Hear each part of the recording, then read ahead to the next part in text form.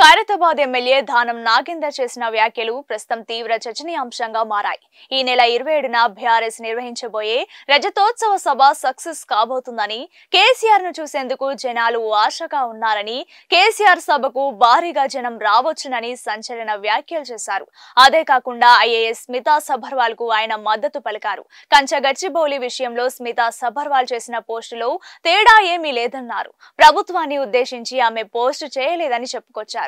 BRS party నుంచి ఎమ్మెల్యేగా గెలిచి కాంగ్రెస్ లో చేరిన దానం కొన్ని రోజులుగా అధికార పార్టీకి అంటి ముట్టనట్లు ఉంటున్నారు.